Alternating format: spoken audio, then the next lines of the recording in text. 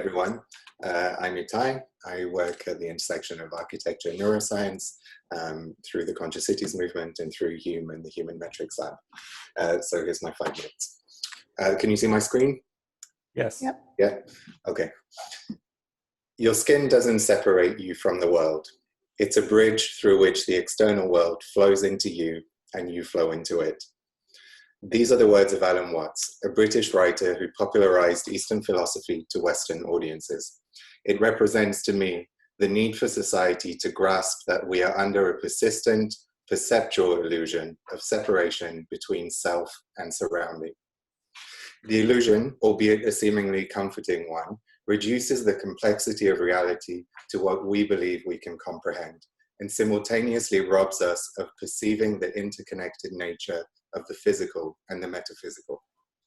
The city that helps us overcome this illusion is one that will break the cycle of individualism, one that will illuminate how person, thought, building are all manifestations of the same force, intent. It is through an understanding of intent that we gain a lens into how we shape the city and how, in turn, it shapes us.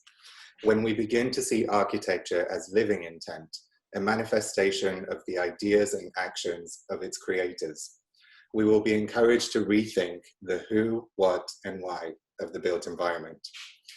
Driven by the illusion of separation, we have used the physical world to impose ownership and power on our surroundings and on one another. But we also see efforts to use design to connect and inspire humanism.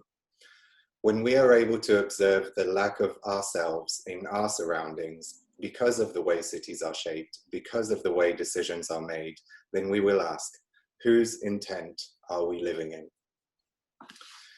And we can also ask, how did we get here? How did the mound of mistakes grow to such a size that we can barely see beyond it? How did we create cities that segregate and isolate, that keep the poor poor and make the rich richer? How did we create cities that have deprived the weak of agency and all of connection and purpose? The city is a reflection of our values, built out of all the micro decisions guided by our culture. We created such cities because they are the primary tool for cementing a chosen reality into being. It is social inertia that blindly drives us, making it difficult to break deep-set habits picked up from our environment, both physical and social.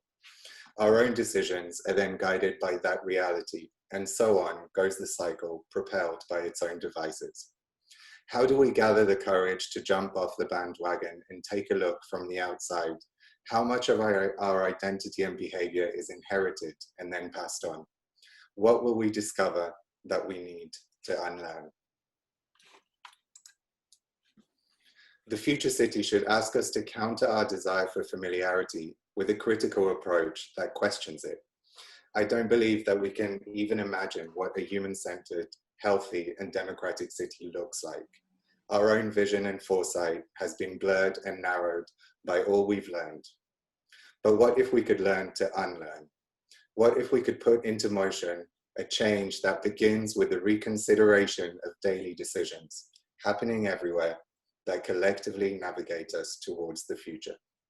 To reconsider how we articulate intent, to ask whether architecture is used to answer the needs and desires of those affected, to question if our process is transparent and if we commit to going beyond intuition in our assumptions of how people experience their world.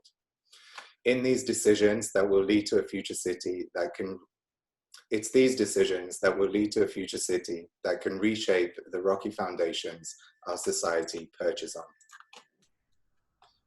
Can we ask what it means to reshape the design professions, to shift our appreciation of good architecture towards the successful representation of shared intent, rather than the God-sent vision of single individuals? Can we imagine what it means to reshape governance through the adoption of processes that value transparency and accountability? Processes that can make governance immune to the tribalism of politics that ripple through our cities in the material and immaterial outcomes of policy? Can we bring to life the dialogue between person and space and use technology for the purpose of communication rather than imposition? Can we become aware of how we reshape ourselves? That's me. Thank you, Itai. That was beautifully put, as always.